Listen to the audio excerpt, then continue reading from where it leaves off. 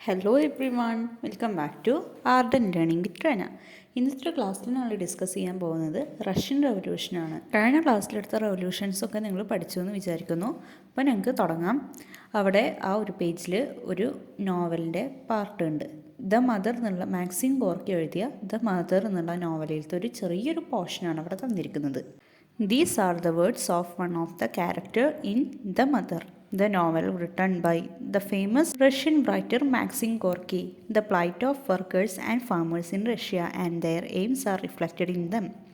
What else can you make out from these words about the Russian society? എന്താണ് ഇതിൽ തന്നിക്കണത്? The plight of workers and farmers in Russia. എന്താണ് ആ റഷ്യയിൽ ഉണ്ടായിരുന്ന കർഷകരുടെയും വർക്കേഴ്സിൻ്റെയും അല്ലെങ്കിൽ ആ ജോലിക്കാരുടെ ഒക്കെ അവസ്ഥയാണ് ആ ഒരു പോർഷനിൽ തന്നിരിക്കുന്നത്. അത് നിങ്ങൾക്ക് വായിച്ചാൽ മനസ്സിലാവും. പിന്നെ അവരുടെ എയിംസ്, അവരുടെ ലക്ഷ്യങ്ങൾ എന്തൊക്കെയാണ്, അവരുടെ അവസ്ഥ എന്താണ് എന്നൊക്കെയാണ് അതിൽ തന്നിരിക്കുന്നത്. What else can you make out from these words about the Russian society? ഇതിൽ നിന്ന് റഷ്യൻ സൊസൈറ്റിയെ പറ്റിയിട്ട് നിങ്ങൾക്ക് എന്താണ് മനസ്സിലാവുന്നത്? അതിൻ്റെ ആൻസർ ആ 2 പോയിൻ്റായിട്ട് അവിടെ ഉണ്ട്. Abolish the private property system, everyone has to work. എന്താണ് എബോളിഷ് പ്രൈവറ്റ് പ്രോപ്പർട്ടി സിസ്റ്റം എന്ന് വെച്ചാൽ ഒരു പ്രൈവറ്റ് പ്രോപ്പർട്ടി അല്ലെങ്കിൽ ഒരു പൊതു സ്വത്ത് എന്നുള്ളത് എല്ലാവരായിട്ടും പങ്കിടണം. അത് ഒരൊറ്റ ആൾ, പ്രൈവറ്റ് മീൻസ് ഒറ്റ ആൾ മാത്രം അതിൽ പങ്ക് വഹിക്കാൻ പാടില്ല. അത് ജനങ്ങളായിട്ടും പങ്കിടണം അല്ലെങ്കിൽ ജനങ്ങൾക്കും വീതിച്ചു കൊടുക്കണം എന്നാണ് പറയുന്നത്. Everyone has to work, എല്ലാവർക്കും പണിയെടുക്കണം. Let's find the circumstances that led them to demand so. അവർ നേരത്തെ അങ്ങനെ പറയാനുള്ള കാരണം എന്താണെന്ന് നമുക്ക് നോക്കാം. Farmers and factory workers in Russia led a tragic life under the autocracy of Tsarist empires who ruled Russia. എന്താണ് നേരത്തെയും പറഞ്ഞു അല്ലേ, ഈ ഫാമേഴ്സും ഫാക്ടറി വർക്കേഴ്സും റഷ്യയിലുണ്ടായിരുന്ന കർഷകരും ഫാക്ടറി തൊഴിലാളികളും ഒക്കെ എന്താണ് ഒരു ട്രാജിക് ലൈഫ്, ഒരു ദുർഘടം പിടിച്ചൊരു ജീവിതമാണ് അവർ നയിച്ചിരുന്നത്. Under the autocracy rules of Tsarist empire, tsar ചക്രവർത്തിമാരുടെ ഇടയിലുള്ള ഓട്ടോക്രാറ്റിക് റൂൾ. വീണ്ടും ഇവിടെ ഏകാധിപത്യ ഭരണം. എല്ലാ റവല്യൂഷൻസ്, അമേരിക്കൻ റവല്യൂഷൻ, പിന്നെന്താണ് ലാറ്റിൻ റവല്യൂഷൻ, ഇവിടെ മുന്നേ ഭരിച്ചിരുന്നവരൊക്കെ ഓട്ടോക്രാറ്റിക് റൂൾ അല്ലെങ്കിൽ ഏകാധിപത്യ ഭരണം. എന്താണ് ആ രാജാക്കന്മാർ പറയും അത് ഈ ജനങ്ങൾ ചെയ്യുക, അല്ലാതെ അവരിഷ്ടത്തിനും ആരുടെ ഇഷ്ടത്തിനും അത് ചെയ്യാൻ പാടില്ല. അങ്ങനത്തെ ഒരു സിസ്റ്റം ആയിരുന്നു ഇവിടെ എല്ലാവരും നടത്തിയിട്ടുണ്ടായിരുന്നത്. അപ്പോൾ ഈ സാർ രാജാക്കന്മാരുടെ ഇടയിൽ അത്ര ഒരു ദുർഘടം പിടിച്ച അല്ലെങ്കിൽ വളരെ വിഷമകരമായ ഒരു ജീവിതം ആരാണെന്ത് ഫാമേഴ്സും ഫാക്ടറി വർക്കേഴ്സും റഷ്യയിൽ അവർ ജീവിച്ചു പോകുന്നത്. The low agricultural production affected the farmers income. Moreover the landless farmers had to pay huge tax. അവരുടെ ഈ കർഷക അല്ലെങ്കിൽ ഒരു അഗ്രികൾച്ചർ സെക്ടറിലുള്ള ലോ പ്രൊഡക്ഷൻ അവർക്ക് അങ്ങനെ വലിയ ലാഭമൊന്നും ഉണ്ടായിരുന്നില്ല. അത് എന്താണ് അവരുടെ ഇൻകം അല്ലെങ്കിൽ അവരുടെ ശമ്പളത്തെ ബാധിച്ചു. Moreover the landless farmers have to pay a huge tax. ഇങ്ങനെ ഈ ഭൂമിയില്ലാത്ത കർഷകർക്ക് പോലും വലിയ വലിയ നികുതി അടക്കേണ്ടി വന്നിരുന്നു. Though Russia was rich in natural resources their industrial production was meager. എന്താണ് ഈ റഷ്യ മീൻസ് കുറേ rich in natural resources. Latin അമേരിക്കയെ പറഞ്ഞ പോലൊക്കെ തന്നെയല്ലേ, നല്ല നാച്ചുറൽ കുറേ സ്രോതസ്സുകൾ അവിടെ നല്ല എല്ലാം ഉള്ള ഒരു രാജ്യമായിരുന്നു റഷ്യ. അങ്ങനെ എല്ലാം ഉണ്ടായിട്ടും കൂടി എന്താണ് അവരുടെ ഇൻഡസ്ട്രിയൽ പ്രൊഡക്ഷൻ തുച്ഛമായിരുന്നു. It was the foreigners who controlled the majority of industries that existed there. അത് എന്തുകൊണ്ടാണ് അവരുടെ ഇൻഡസ്ട്രിയൽ പ്രൊഡക്ഷൻ ഇങ്ങനെ തുച്ഛമാവാൻ കാരണം? ഓരോ ഫോറിനേഴ്സ് വന്നിട്ടാണ് അവരുടെ ഇൻഡസ്ട്രികളൊക്കെ എന്താണ് നിയന്ത്രിച്ചിരുന്നത്. അപ്പോൾ ഈ ഒരു ഫാമേഴ്സിനും വർക്കേഴ്സിനും അവിടെ കാര്യമായ വേജസും പണിയൊന്നും ഉണ്ടായിരുന്നില്ല. അതാണ് നമ്മുടെ കർഷകരുടെ അവസ്ഥ അല്ലെങ്കിൽ ഈ ഒരു റഷ്യയിൽ ഉണ്ടായിരുന്ന ആൾക്കാരുടെ അവസ്ഥ. അടുത്തത് നോക്കാം. Writers like Maxim Gorky, Leo Tolstoy, Ivan Turgenev and Anton Chekhov depicted the plight of the workers and farmers in their works. ഇവിടെയും കുറച്ച് എഴുത്തുകാർ വരുന്നുണ്ട് അല്ലേ. എല്ലാ റവല്യൂഷൻസിലും തിങ്കേഴ്സ് അല്ല, ഇവർ ഇതേപോലെ റൈറ്റേഴ്സ് തന്നെയാണ്. റൈറ്റേഴ്സ് ആരൊക്കെയായിരുന്നു? Maxim Gorky, Leo Tolstoy, Ivan Turgenev, Anton Chekhov. ഇവരെല്ലാവരും എന്താണ് ഈ കർഷകരുടെ അവസ്ഥ, ഈ ദുരിതപൂർണമായ അവസ്ഥ അവരുടെ വർക്കിലൊക്കെ അവരുടെ എഴുത്തിലൊക്കെ എന്താണ് ഇവർ ഉൾപ്പെടുത്തി. ഇവരെ പറ്റിയിട്ടൊക്കെ കൂടുതലായിട്ട് എഴുതാൻ തുടങ്ങി. The Marxist ideology is formulated by Karl Marx and Friedrich Engels stirred the workers. എന്താണ് ഇവരുടെ പേരൊക്കെ പഠിക്കണം കേട്ടോ, ഈ റൈറ്റേഴ്സിൻ്റെയും അവരുടെ ഈ തിങ്കേഴ്സിൻ്റെ പേരൊക്കെ പഠിക്കണം കേട്ടോ. മാർക്സിസ്റ്റ് ഐഡിയോളജി ഫോമുലേറ്റ് ചെയ്തത് കാൾ മാർക്സ് ആണ്. They called for establishing the supremacy of workers instead of that by capitalists. Trade unions were formed to find the remedies of the plight of workers. അപ്പോൾ ഈ വർക്കേഴ്സിൻ്റെ ഒരു ദുരിതപൂർണമായ ജീവിതം അല്ലെങ്കിൽ ഇവരെ അവസ്ഥ ഒക്കെ മനസ്സിലാക്കിയിട്ട് ഒരു ട്രേഡ് യൂണിയൻ അവരെല്ലാവരും കൂടിയിട്ട് ഫോം ചെയ്തു. Based on the Marxist ideologies the social democratic workers party was formed. Marxist ideologies എന്നുള്ളത് മാർക്സിസ്റ്റ് ഐഡിയോളജി കണ്ടുപിടിച്ചത് കാൾ മാർക്സ് ആണ്. അതിൻ്റെ അടിസ്ഥാനത്തിൽ സോഷ്യൽ ഡെമോക്രാറ്റിക് വർക്കേഴ്സ് പാർട്ടി എന്നുള്ള ഒരു പാർട്ടി രൂപീകരിച്ചു. ഇവരെല്ലാവരും കൂടിയിട്ട് ഇത് തുടങ്ങി. Later this party was split in two Menshevik minority and Bolshevik majority. അവസാനം ഈ സോഷ്യൽ ഡെമോക്രാറ്റിക് വർക്കേഴ്സ് പാർട്ടി നമുക്ക് ഷോർട്ടാക്കിയിട്ട് SDWP എന്ന് നമുക്ക് ഷോർട്ടാക്കിയിട്ട് വിളിക്കുക. ഈ മാർക്സിസ്റ്റ് ഐഡിയോളജിയുടെ അടിസ്ഥാനത്തിൽ ഫോം ചെയ്ത ഈ ഒരു പാർട്ടി ഉണ്ടല്ലോ, ഏറ്റവും അവസാനം ലേറ്റർ ഇറ്റ് വാസ് സ്പ്ലിറ്റ്, രണ്ടായിട്ട് പിരിഞ്ഞു. ഒന്ന് മെൻഷവിക്സ് മൈനോറിറ്റി ന്യൂനപക്ഷം, പിന്നെ ബോൾഷവിക്സ് മെജോറിറ്റി ഭൂരിപക്ഷം, അങ്ങനെ ആയിട്ട് പിളർന്നു ഈ പാർട്ടി. അപ്പോൾ മെൻഷവിക്കിൽ കുറച്ച് ആൾക്കാർ, ബോൾഷവിക്സിൽ കൂടുതൽ ആൾക്കാർ, അങ്ങനെ രണ്ട് പാർട്ടായിട്ട് ഈ ഒരു പാർട്ടി പിരിഞ്ഞു. The main leaders of the Bolsheviks were Lenin and Trotsky. Bolshevik എന്ന് വെച്ചാൽ മെജോറിറ്റി, ഭൂരിപക്ഷം എന്നല്ലേ. അപ്പോൾ ഭൂരിപക്ഷം എന്നുള്ള ഈ ഭൂരിപക്ഷ ആൾക്കാരുള്ള ഈ ഒരു ബോൾഷവിക്സിൻ്റെ 2 ലീഡേഴ്സ് ഉണ്ടായിരുന്നു. അവരാണ് ലെനിനും ട്രോട്സ്കയും. Alexander Kerensky led the Mensheviks. ആ മെൻഷവിക് എന്നുള്ള പാർട്ടി ലെഡ് ചെയ്തത് അല്ലെങ്കിൽ അതിൻ്റെ ലീഡർ ആയിരുന്നത് Alexander Kerensky. The crisis reached its worst when Russia was defeated in the Russian-Japan War in 1905. റഷ്യയുടെ അവസ്ഥ വേഴ്സ്റ്റ്, വളരെ പരിതാപകരമായ ഒരു അവസ്ഥയിലെത്തിയത് എപ്പോഴാണ്? റഷ്യ-ജപ്പാൻ വാറിൽ 1905 നടന്ന, ആ ഇയർ നോട്ട് ചെയ്ത് വെക്കണം കേട്ടോ. 1905 നടന്ന ആ ഒരു വാറിൽ റഷ്യ പരാജയപ്പെട്ടപ്പോൾ അവരുടെ അവസ്ഥ പിന്നെ പറയാനും പറ്റിയില്ല. The workers organized a huge march at Petrograd on 9 January 1905 demanding political rights and economic reforms. അവർക്ക് പൊളിറ്റിക്കൽ റൈറ്റ്സും അവരുടെ സാമ്പത്തികമായ കാര്യങ്ങൾ അവർക്ക് ലഭിക്കാനും കൂടിയിട്ട് ഈ റഷ്യയിലത്തെ വർക്കേഴ്സ് ഒരു വലിയൊരു മാർച്ച് പെട്രോഗാഡിലേക്ക് നടത്തി. ദിവസവും ഇയറും എപ്പോഴാണ്? 9 ജനുവരി 1905. The march was fired at by the soldiers and 100 of the demonstrators were massacred. ഇവരെല്ലാവരും ഈ ഒരു മാർച്ച് നടത്തിയപ്പോൾ ആ ഒരു മാർച്ചിലേക്ക് ഫയർഡ്, അവിടെ വെടിവെപ്പൊക്കെ നടന്നു. അങ്ങനെ ആ ഒരു വെടിവെപ്പിൽ തൗസൻഡ്സ് ഓഫ് സോൾജേഴ്സും 100 ഓഫ് ഡെമോൺസ്ട്രേറ്റേഴ്സ്, കുറേ സോൾജേഴ്സും ഈ വർക്കേഴ്സും ഒക്കെ കൊല്ലപ്പെട്ടു. This event is known as the bloody Sunday. രക്തശുഭിതമായ സൺഡേ എന്നറിയപ്പെടുന്നതാണ് ഈ ഒരു event. Workers' organizations called the Soviets were formed all over the Russia to contest strike. ഈ ഒരു സംഭവത്തിന് ശേഷം വർക്കേഴ്സ് ഓർഗനൈസേഷൻ, ദ സോവിയറ്റ് എന്ന് പറയുന്ന ഒരു വർക്കേഴ്സ് ഓർഗനൈസേഷൻ ആ റഷ്യയിൽ സമരം നടത്താൻ വേണ്ടി മാത്രമായിട്ടൊരിത് അവർ ഫോം ചെയ്ത് ആ ഒരു organisation. When the strike gained massive strength, the emperor was compelled to form a legislative assembly called Duma. അപ്പോൾ ഈ ഒരു സോവിയറ്റ് റഷ്യയിലുള്ള ആ റഷ്യൻ കൺട്രീസിൽ സ്ട്രൈക്ക് നടത്താനൊക്കെ വേണ്ടിയിട്ട് ഫോം ചെയ്ത ഈ ഒരു ഓർഗനൈസേഷനാണ് ദ സോവിയറ്റ്സ്. ഈ ഒരു സോവിയറ്റ്സ് ഫോം ചെയ്തപ്പോൾ സ്ട്രൈക്ക് ഇവിടെ നടന്നിരുന്ന സമരത്തിനൊക്കെ വലിയൊരു പിന്തുണയാണ് ലഭിച്ചിട്ടുണ്ടായിരുന്നത്. ഈ ഒരു ഇത് കണ്ടപ്പോൾ അവിടെ ഭരിച്ചിരുന്ന എംപറർ, അവർക്ക് ആ ഒരു എംപററിന് ദേഷ്യം വന്ന്, അങ്ങനെയാണ് അയാളും ഒരു ലെജിസ്ലേറ്റീവ് അല്ലെങ്കിൽ ആ ഒരു എംപററും ഒരു ലെജിസ്ലേറ്റീവ് അസംബ്ലി തുടങ്ങി. ആ ഒരു ലെജിസ്ലേറ്റീവ് അസംബ്ലിയുടെ പേരാണ് ഡ്യൂമ. ഈ ഒരു ക്വസ്റ്റ്യൻ 1 വേർഡായിട്ട് വരുന്നതാണ് കേട്ടോ കൂടുതൽ എക്സാംസിനും. Ignoring the protest from Duma, Nicholas II, then the Tsar, decided to participate in the First World War started in 1914.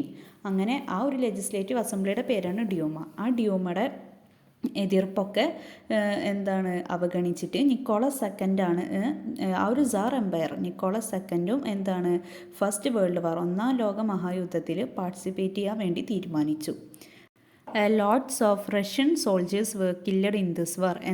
അങ്ങനെ ഈ ഡ്യൂമയുടെ എതിർപ്പുകളൊക്കെ അവഗണിച്ചിട്ടും ഇയാൾ അല്ലെങ്കിൽ Nicholas second first world war ഒന്നാം ലോക മഹായുദ്ധത്തിൽ പോയി യുദ്ധം ചെയ്തു. ആ ഒരു അവസരത്തിൽ തന്നെ കുറേ റഷ്യൻ സോൾജേഴ്സ് മരിച്ചു പോയി, killed at this war. Food shortage become severe by 1917 ആയപ്പോഴത്തേക്കും അവർക്ക് എന്താണ് ഭക്ഷ്യക്ഷാമം വന്നു തുടങ്ങി. Thousands of women marched along the streets of Petrograd on 8 March 1917 clamoring for the bread. എന്താണ് ആയിരത്തോളം സ്ത്രീകൾ എന്ത് ചെയ്യും ആ പെട്രോഗാഡ് സ്ട്രീറ്റിൽ കൂടെ മാർച്ച് ചെയ്ത് എന്താണ് ക്ലാമറിങ് ഫോർ ദ ബ്രെഡ്, ഒരു ബ്രെഡിന്. അവർക്ക് ഫുഡ് ഷോർട്ടേജ് ആണെന്ന് പറഞ്ഞല്ലോ, അവരുടെ ഭക്ഷണത്തിന് വേണ്ടിയിട്ടും ബ്രെഡിന് വേണ്ടിയിട്ടൊക്കെ അവരെന്ത് ചെയ്തു, ഒരു മാർച്ച് തന്നെ അവർ ചെയ്തു. 8 മാർച്ച് 1917 കേട്ടോ അത്. The workers organised protest March in Petrograd. ഈ ഒരു അവസരത്തിൽ തന്നെ അവിടെ ഉണ്ടായിരുന്ന വർക്കേഴ്സ്, തൊഴിലാളികളും വേറൊരു പ്രതിഷേധ മാർച്ച് സംഘടിപ്പിച്ചു പെട്രോഗാഡിൽ തന്നെ. Through the soldiers clashed with the demonstrators in the beginning. ഇവരെല്ലാവരും മാർച്ച് ചെയ്തിട്ട് ആ കൊട്ടാരത്തിലേക്ക് പോയി. അപ്പോൾ ആ ഒരു സമയത്ത് അവിടെ ഉണ്ടായിരുന്ന സോൾജേഴ്സും വർക്കേഴ്സും ആദ്യം അവർ തമ്മിൽ ക്ലാഷ് ഉണ്ടായപ്പോഴും അല്ലെങ്കിൽ ഇവരെ എതിർത്തെങ്കിലും later they joined the workers. ആ ഒരു സോൾജേഴ്സും ഇവിടുന്ന് മാർച്ച് ചെയ്ത് വന്ന വർക്കേഴ്സിൻ്റെ കൂടെ കൂടി. It was the tragic experience during the first world war that induced them to do so. ആ ഒരു സോൾജേഴ്സ് വന്ന വർക്കേഴ്സിൻ്റെ കൂടെ കൂടാനുള്ള കാരണം ഫസ്റ്റ് വേൾഡ് വാർ ഉണ്ടായിരുന്ന സമയത്ത് കുറേ സോൾജേഴ്സ് മരിച്ചു പോയല്ലേ. ആ ഒരു സംഭവമാണ് ആ വന്ന വർക്കേഴ്സിൻ്റെ കൂടെ ഈ സോൾജേഴ്സ് ജോയിൻ ചെയ്യാൻ കാരണം ഉണ്ടായിരുന്നത്. The workers captured Petrograd and Nicholas second was thrown out of the power. അപ്പോൾ ഈ ഒരു രാജാവിൻ്റെ സോൾജേഴ്സും ഈ വർക്കേഴ്സിൻ്റെ ഭാഗത്തായല്ലോ. അപ്പോൾ ആ ഒരു വർക്കേഴ്സ് ആ ഒരു പെട്രോഗാഡ് പിടിച്ചെടുക്കുകയും നിക്കോളസ് സെക്കൻഡ് അവിടെ ഉണ്ടായിരുന്ന എംപയർ അതിനെ അവരുടെ ആ ഒരു സ്ഥാനത്ത് നിന്ന് നീക്കം ചെയ്തു. A provisional government was formed under the Alexander Kerensky the Menshevik leader. ആ ഒരു അവസരത്തിൽ അങ്ങനെ അയാളുടെ രാജ്യവും പോയി ഭരണവും പോയി. അങ്ങനെ ആ ഒരു സമയത്താണ് ഒരു പ്രൊവിഷണൽ ഗവൺമെൻറ്, ഒരു താൽക്കാലിക ഗവൺമെൻറ് അലക്സാണ്ടർ കെറൻസ്കിയുടെ നേതൃത്വത്തിൽ അവിടെ നിലവിൽ വന്നു. അലക്സാണ്ടർ കെറൻസ്കി ആരാണ്? Menshevik leader. Since the Russian calendar was few days behind the international calendar, this revolution took place in March came to be known as February revolution. വേറൊരു പ്രത്യേകത റഷ്യയിലുണ്ടായിരുന്ന റഷ്യൻ കലണ്ടർ ഇൻ്റർനാഷണൽ കലണ്ടറിനെ few days behind, കുറച്ച് ദിവസം പിന്നോട്ടാണ്. അപ്പോൾ ഈ ഒരു revolution ശരിക്കും നടന്നത് മാർച്ചിലാണ് ഇത്തരം സംഭവങ്ങളൊക്കെ നടന്നത്. പക്ഷേ റഷ്യൻ കലണ്ടർ കുറച്ച് ദിവസം പിന്നോട്ടാണ്. അതുകൊണ്ടാണ് ഈ ഒരു റെവല്യൂഷൻ അറിയപ്പെടുന്നത് ഫെബ്രുവരി റെവല്യൂഷൻ എന്നറിയപ്പെടുന്നത്. A group of soviets did not approve the provisional government. കുറച്ച് ആൾക്കാർക്കൊന്നും ഈ താൽക്കാലിക ഗവൺമെൻറ്റിനെ സ്വീകരിക്കാൻ പറ്റിയില്ല, അല്ലെങ്കിൽ കുറേ ആൾക്കാർക്ക് ഇഷ്ടമായില്ല ഈ provisional government. Vladimir Lenin, who had been in Switzerland, came to Russia and strongly opposite the provisional government. നമ്മുടെ ലെനിൻ അല്ലേ, മെൻഷവിക് ലീഡർ, അദ്ദേഹം സ്വിറ്റ്സർലാൻഡിലായിരുന്നു. അദ്ദേഹം റഷ്യയിലേക്ക് വന്നിട്ട് നല്ല സ്ട്രോങ്ലി ഓപ്പോസിറ്റ് നല്ല ശക്തമായി തന്നെ ഈ ഒരു പ്രൊവിഷണൽ ഗവൺമെൻറ് അല്ലെങ്കിൽ ഈ ഒരു താൽക്കാലിക ഗവൺമെൻറ്റിനെ എതിർത്തു. He argued that the entire power should be transferred to the Soviets if they were to realize the aims of revolution. അദ്ദേഹം പറഞ്ഞു അദ്ദേഹം വാദിച്ചു ഈ ഒരു റെവല്യൂഷൻ്റെ ശരിക്കുള്ള ഒരു എയിം, ആ ഒരു ലക്ഷ്യം മനസ്സിലായെങ്കിൽ മാത്രം ഈ ഒരു ഭരണം സോവിയറ്റ്സിന് വിട്ടുകൊടുക്കണം എന്ന്. The Bolsheviks and Soviets supported him. ഈ ഒരു പറഞ്ഞ സ്റ്റേറ്റ്മെൻറ്റിന് ആ ബോൾഷെവിക് ലീഡറാണല്ലോ ഇദ്ദേഹം, ആ ബോൾഷെവിക്സും സോവിയറ്റ്സും എല്ലാവരും ഇദ്ദേഹത്തെ സപ്പോർട്ട് ചെയ്തു. They propagated that only proletarians അല്ലെങ്കിൽ workers government could eradicate the centuries old economic backwardness and inequality. അവരെല്ലാവരും പറഞ്ഞിരുന്നത് ഒരു പ്ലോറട്ടാറിയൻ, ഒരു വർക്കേഴ്സ് അല്ലെങ്കിൽ മുന്നേ ഇവിടെ ചെയ്തിരുന്ന വർക്കേഴ്സ്, ആ ഒരു ഗവൺമെൻറ്റിന് മാത്രമേ ഇവിടെ മുന്നുണ്ടായ നഷ്ടങ്ങളും സംഭവങ്ങളൊക്കെ ഇറാഡിക്കേറ്റ് ചെയ്യാൻ പറ്റുള്ളൂ, അല്ലെങ്കിൽ ഇതെല്ലാം ഈ റഷ്യയിൽ നിന്ന് മായ്ച്ചു കളയാൻ പറ്റുള്ളൂ എന്ന്. They put forward several demands like, അവർ മുന്നോട്ട് വെച്ച കുറച്ച് demands. Withdraw Russia from the first world war, റഷ്യനെ ഫസ്റ്റ് വേൾഡ് വാറിൽ നിന്ന് വിഡ്രോ പിന്മാറണം എന്ന്. Seize the land owned by the land lords and distribute them among the farmers. എന്താണ്, ഈ പ്രഭുക്കന്മാർ കൈവശം വെച്ചിരുന്ന ഭൂമിയൊക്കെ എന്താണ് ഫാമേഴ്സിന് വിതരണം ചെയ്യണം, കർഷകർക്ക് കൊടുക്കണം. മേക്ക് ഫാക്ടറീസ് പബ്ലിക് പ്രോപ്പർട്ടി, അല്ലേ, എന്താണ് ഫാക്ടറീസൊക്കെ പൊതു സ്വത്ത് ആക്കണം എന്ന്, ഈ പബ്ലിക് ആക്കണം എന്ന്. ആദ്യത്തെ പേജിൽ പറഞ്ഞിരുന്ന ഇതൊക്കെ ഒരു പ്രൈവറ്റ് സിസ്റ്റം ആയിരുന്നു അല്ലേ. അപ്പോൾ ഇതൊക്കെ എന്ത് ചെയ്യണം, ജനങ്ങൾക്കും അവകാശമുള്ള രീതിയിലാക്കണം എന്നാണ് പറയുന്നത്. In October 1917, Bolsheviks organized an armed rebellion against the provisional government. എന്താണ്, അപ്പോൾ ഈ ലെനിൻ വന്നിട്ടും എല്ലാവരും ഇയാളെ ഈ പ്രൊവിഷണൽ ഗവൺമെൻറ്റിനെ ഒപ്പോസ് ചെയ്തപ്പോഴും എതിർത്തപ്പോഴൊന്നും അവർ ആ ഒരു ഭരണം വിട്ടുകൊടുത്തില്ല. അങ്ങനെ എന്ത് ചെയ്തു, ഈ ബോൾഷെവിക്സ് ഒരു ആർമഡ് റെബല്യൺ ഓർഗനൈസ് ചെയ്തു പ്രൊവിഷണൽ ഗവൺമെൻറ്റിൻ്റെ എതിരെ. അത് നടന്നത് October 1917 Kerensky flood from the country and Russia came under the control of Bolsheviks. അപ്പോൾ ഇവർ ഈ ഒരു ആർമഡ് റിബല്യൻ, ഈ യുദ്ധം ചെയ്യാൻ പോകണമെന്നൊക്കെ പറഞ്ഞപ്പോൾ എന്താണ്, കെറൻസ്കി ഫ്ലഡ്, എന്താണ് കെറൻസ്കി പ്രൊവിഷണൽ ഗവൺമെൻറ്റിൻ്റെ ഹെഡ് എന്താണ് ആ ഒരു രാജ്യം വിട്ടുപോയി, അല്ലെങ്കിൽ ആ രാജ്യത്ത് നിന്ന് പോയി. And Russia came under the control of Bolshevik. ഈ ഒരു അവസരത്തിലാണ് എന്ത്, റഷ്യ വീണ്ടും ഈ ബോൾഷെവിക്സിന് തിരിച്ചു കിട്ടി. This event through which Bolsheviks attained the power is known as October revolution. എന്താണ്, ഈ ഒരു ബോൾഷെവിക്സിന് അങ്ങനെ ഈ പവർ കിട്ടി, അല്ലെങ്കിൽ അവർക്കിടെ ആ ഒരു ഭരണം തിരിച്ചു കിട്ടി. ഈ ഒരു സംഭവമാണ് ഒക്ടോബർ റവല്യൂഷൻ എന്നറിയപ്പെടുന്നത്. അപ്പോൾ ഞങ്ങൾ ഇതിൽ ഫെബ്രുവരി റവല്യൂഷനും പഠിച്ച് ഒക്ടോബർ റവല്യൂഷനും പഠിച്ച്. ഈ ഒക്ടോബർ റവല്യൂഷൻ നടന്നത് ബോൾഷെവിക്സിൻ്റെ നേതൃത്വത്തിലാണ്, ഫെബ്രുവരി റവല്യൂഷൻ നടന്നതോ മെൻഷെവിക്സിൻ്റെ നേതൃത്വത്തിലാണ്. അങ്ങനെ പഠിച്ചാൽ മതി. ഇനി അടുത്തത് എന്താണ്, subsequently A convention of the Soviets was held and cabinet was formed with the Lenin as head. അങ്ങനെ എന്താണ്, ഈ സോവിയറ്റ്സ് ഒരു കൺവെൻഷൻ, എല്ലാ വിപ്ലവത്തിലും നമുക്കറിയാമല്ലോ ലാസ്റ്റ് ഒരു കൺവെൻഷൻ ഉണ്ടാവും അല്ലേ.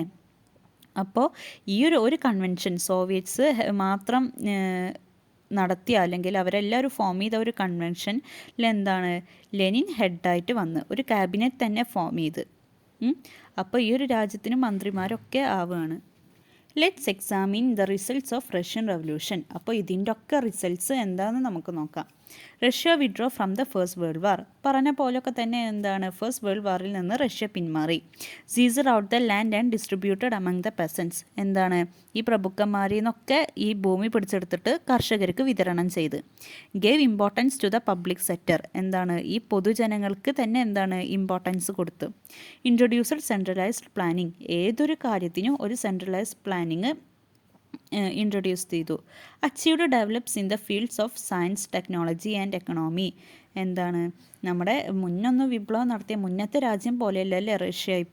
ഇപ്പോൾ എന്താണ് അച്ചീവ്ഡ് ഡെവലപ്സ്, ഇങ്ങനെ എന്താണ് ഡെവലപ്മെൻറ്റ്സ് വന്ന് തുടങ്ങി. ഏതൊക്കെ ഫീൽഡിലാണ്, സയൻസ്, ടെക്നോളജി, എക്കണോമി, അങ്ങനത്തെ എല്ലാ ഫീൽഡിലും ഒരു മുന്നേറ്റം ഉണ്ടായി തുടങ്ങി. New constitution came to force in 1924. എന്താണ്, അങ്ങനെ റഷ്യക്ക് സ്വന്തമായിട്ടുള്ളൊരു ഭരണഘടന 1924 കെയിം ഫോഴ്സ്, അവർക്ക് വന്നു തുടങ്ങി, അല്ലെങ്കിൽ അവരെല്ലാവരും കൂടിയിട്ട് പ്രിപ്പയർ ചെയ്തു.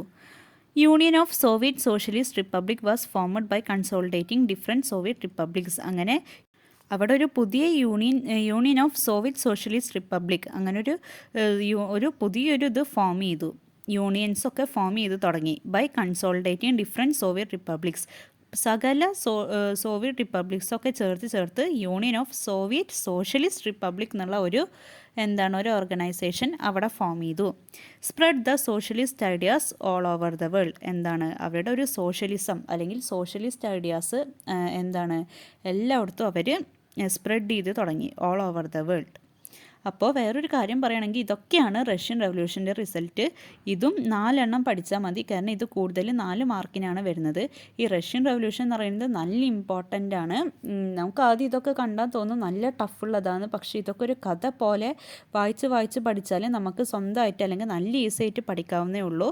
അപ്പോൾ ഇതാണ് റഷ്യൻ റവല്യൂഷൻസ്. നിങ്ങൾക്ക് എന്തെങ്കിലും ഡൗട്ട് ഉണ്ടെങ്കിൽ നിങ്ങൾക്ക് കമൻറ്റിൽ ചോദിക്കാം. നിങ്ങൾക്ക് എല്ലാവർക്കും ഇഷ്ടപ്പെട്ടാൽ ലൈക്ക് ചെയ്യണം, ഷെയർ ചെയ്യണം. ഇത് സബ്സ്ക്രൈബ് ചെയ്യാതെ കാണുന്നവരൊക്കെ ഉണ്ടെങ്കിൽ നിങ്ങളെല്ലാവരും സബ്സ്ക്രൈബ് ചെയ്യണം, എന്നാലേ നിങ്ങൾക്ക് കിട്ടുന്ന നോട്ടിഫിക്കേഷൻസൊക്കെ നിങ്ങൾക്ക് കിട്ടുള്ളൂ. അപ്പോൾ വേറൊരു വീഡിയോ ആയിട്ട് വരുന്നത് വരെ ബായ്.